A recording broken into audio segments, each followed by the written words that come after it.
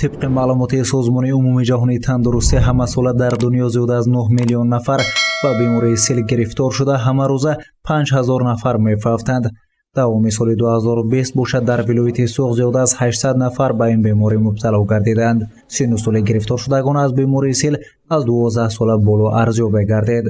از آنها 725 نفر بار اول حادثه نو میگه، 65 نفر بیمار خروج، 38 نفر بعد کنده شوی یا میگیم که اما تبابت تا آخر نکرده یا از نظارت دور مانده میخیلکو 38 نفر میباشد.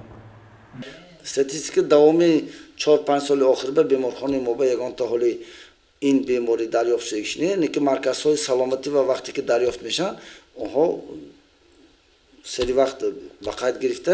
حاضر بیمارانی که زیر نظارت دیسپنسری قرار دادن این انگشت شمور. با معلومات طبیبان بیماری سیل بیماری سرایتی بوده میتواند از شخص سرایت شده به نفر سالم گزارش نماید.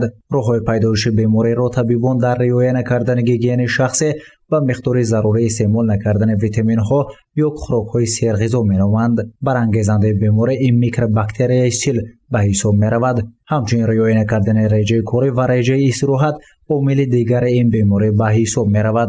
بیماری مذکور ارثی نبوده از نسل به نسل نمیگذرد. علامت‌های اساسی بیماری این سلفه تب بلند، گم شدن اشتها، لاغر شدن بدن در مدت کوتاه می باشد. در یک ماه بیمارا 5-10 کیلو خراب میشوند و بیمه‌داری منتظم زیاد شونده.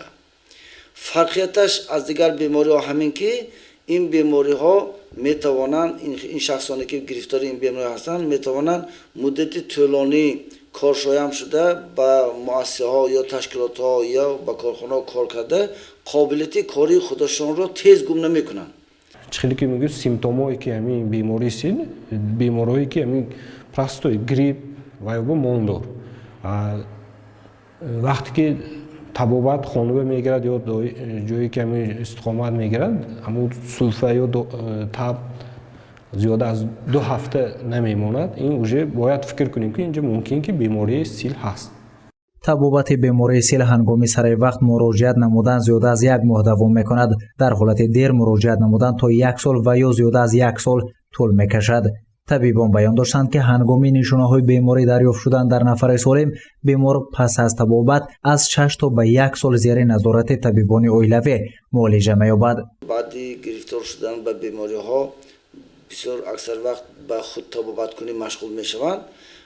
همین اگر سیل باشد و داروهای خودسرانه به نظارت طبیب اگر تبابت گیرد به آرزه‌های گوناگون آورده رساندنش ممکن که این برانگیزنده بیماری سیل میکوباکتری توبرکولوز میگوید قابلیتی تغییر دادن شکل دارد که شکل‌های مطابق شده با آنتیبیوتیک‌های تاثیرشان وسیع گذشته ایستاده.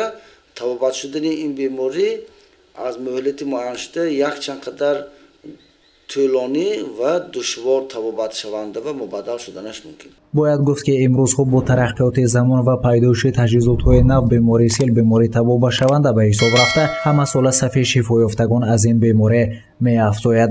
گزارش سید مختار سید انور، نعیم جان ایوبов برای برنامه اطلاعاتی خبر.